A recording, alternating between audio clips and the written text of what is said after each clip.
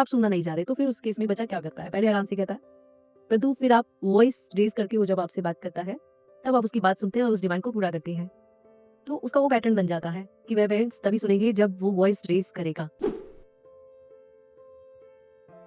आज वैभव के पेरेंट्स उसे शॉपिंग के लिए लेके गए और शॉपिंग मॉल में जैसे ही वैभव ने एंटर किया, वैसे ही उसने चीखना चिल्लाना शुरू कर दिया, मुझे ये खिलौना चाहिए, वो खिलौना चाहिए, मुझे ये चाहिए, वो चाहिए। उसके पेरेंट्स परेशान हो गए, एम्बैरेसिंग फील कर रहे थे कि बच्चे को सारा कुछ दिलवा कैसे दें और इतने चीखने चिल्लाने को मैनेज कैसे करने, क्योंकि वैभव सुनने को कुछ तैयार ही नहीं था कि आप भी इस सब सिचुएशन का सामना कर रहे हैं।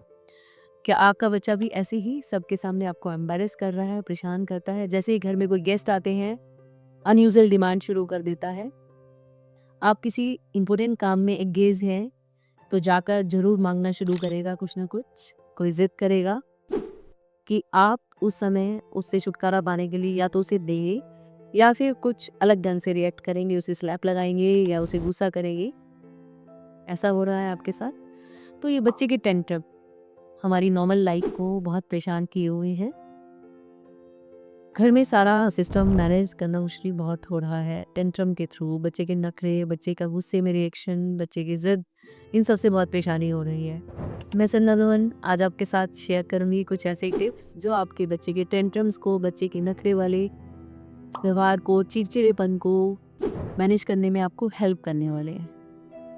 तो चलिए बात करते हैं इसी टॉपिक पर। सबसे पहले समझते हैं कि बच्चा ऐसा क्यों कर रहा है।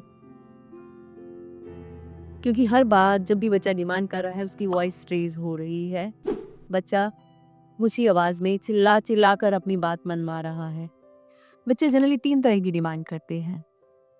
एक तो जो अर्जेंट एंड इम्पोर्टेंट होती है, जो उसे इमीडिएट चाहिए। समटाइम्स बच्चा जेन्युइन होता है अपनी डिमांड्स में कि उसे अर्जेंट चाहिए। मान लीजिए कि वो कोई काम कर रहा है और उसे उसके लिए पेंसिल की, इरेजर की, शार्पनर की या उसे किसी ऐसी चीज़ की रिक्वायरमेंट है, या फिर बच्चा बड़ा है, उसे बाहर जाना है और वो आपको इन्फॉर्म करना चाह रहा है, परंतु आप किसी वर्क में एंगेज हैं, आप उसकी बात सुनना नहीं चाह रहे या उसे कुछ चाहिए, आप सुनना नहीं चाह रहे। तो फिर उस केस में बच्चा क्या करता है? पहले आराम से कहता है, परंतु फिर आप वॉइस रेज करके वो जब आपसे बात करता है, तब आप उसकी बात सुनते हैं और उस डिमांड को पूरा करते हैं। तो उसका वो पैटर्न बन जाता है कि वह पेरेंट्स तभी सुनेंगे जब वो वॉइस रेज करेगा। तो इस चीज़ से बाहर कैसे आए? इस चीज़ से बाहर आने का सबसे अच्छा तरीका है कि जब बच्चा शुरू से ही कह रहा है, तो उसकी बात सुन लीजिए। बिना रोए आपसे बात कर रहा है, बिना चिल्लाए बात कर रहा है, बिना लाउड हुए बात कर रहा है, और उसकी जो अर्जेंट एंड इम्पोर्टेंट जो जेन्युइन डिमांड है उसे पूरा करें। मान लीजिए आप किसी ऑफिस के कॉल पे हैं या कि किसी किचन में किसी काम में एंगेज है, तो उसे बोल दीजिए कि बेटा just wait for few minutes, मैं अभी आपका काम कर देते हैं हम। या फिर आप मान लीजिए गेस्ट स्टोव पे कुछ रखा है, तो उसे ऑफ करके उसका काम कीजिए। या तो बच्चे को कॉन्फिडेंस में लीजिए कि just wait for few minutes, या दूसरा तरीका ये हो सकता है कि आप अपनी कॉल में कीजिए कि just give me few minutes, मेरे बच्चे से मुझे 2 मिनट बात करनी है, मैं आगे आता हूँ।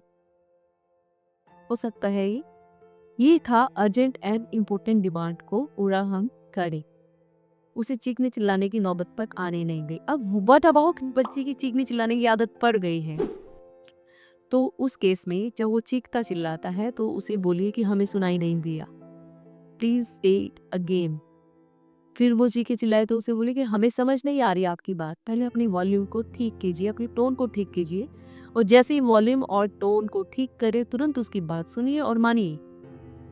उसे समझ आएगा कि यही तरीका है अपनी बात मनवाने का।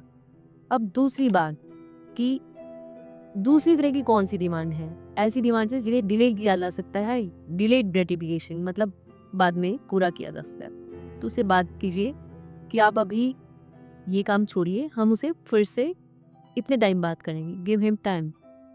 उसे समय दीजिए कि हम इतने टाइम में इस बात को पूरा करेंगे, इस डिमांड को आपकी पूरा किया जाएगा, परंतु इतने देंगे। अब ये करना भी बहुत जरूरी है कि जो काम पोस्टपोन किए जा सकते तो उसे उन डिमांड्स को पूरा ना करके डिले कीजिए, क्योंकि उसे डिले पेशेंस, इससे उसके अंदर पेशेंस डेवलप होगा। तो जिन डिमांड्स को आप बाद में पूरा करेंगे उसे पेशेंस डेवलप करने में हेल्प मिलेगी। उसके अंदर पेशेंस रखने की, सब्र रखने की, शांत होने की आदत डेवलप होगी। तीसरा है नो। जिन डिमांड्स को आपको नो करना है, जैसे कि वैभव के पेरेंट्स ने उसे मॉल में कुछ लेकर नहीं देना था, तो उन्हें उसे पहले कहना चाहिए था कि आपको नहीं मिलेगा, रादर देन डायरेक्टली इग्नोरिंग। अगर ये सब करने के बाद भी बच्चा टेंट्रम थ्रो करता है तो आप उसे इग्नोर कीजिए। जैसे कि आप वैभव के पेरेंट्स अगर उसे कॉन्फिडेंस को लेते कि नहीं आपको नहीं मिलेगा, या डिलेड है, या अर्जेंट इम्पोर्टेंट है, उन तीनों कैटेगरीज में डिमांड्स को देख के कि urgent and important, delayed gratification और नॉट टू बी कंसीडर्ड, तो नॉट टू बी कंसीडर्ड की डिमांड्स को भी उसे बताइए कि ये आपकी डिमांड पूरी नहीं होने वाली। अगर उन सब के बावजूद भी बच्चा टेंट्रम थ्रो कर रहा है तो उसके पेरेंट्स को आगे होकर निकल जाना चाहिए था और मुड़ के मत देखिए, जिससे उसके मन में ये आए कि मुझे इग्नोर किया जा रहा है, कि वो अपने आप से पीछे चलना शुरू कर देगा। सो देखिए ही कुछ ही टाइम में आपके बच्चे के अंदर आपको चेंज किया होगा। आपने 3 तरह की डिमांड्स को देखा कि अर्जेंट रिपोर्टिंग, डिलेड ग्रेटिफिकेशन और तीसरी जो लर्न टू से नो।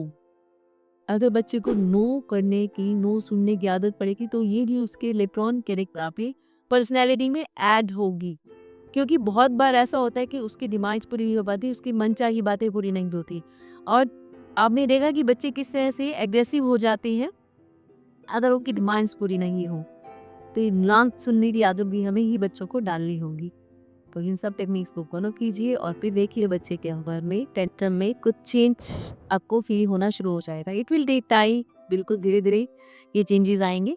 आप इन टेक्निक को फॉलो कीजिए और अपनी फीडबैक शेयर कीजिए कमेंट सेक्शन में, ताकि मुझे मोटिवेशन मिले कि मैंने जो आपके साथ टेक्निक शेयर की आपके लिए हेल्पफुल हुई। और साथ ही साथ अगर आप ऐसी ही किसी परेशानी से जूझ रहे हैं बच्चों से संबंधित, तो प्लीज़ कमेंट सेक्शन में मेंशन कीजिए, उस पर मैं आपके साथ कुछ टिप्स एंड टेक्निक्स शेयर करूंगी।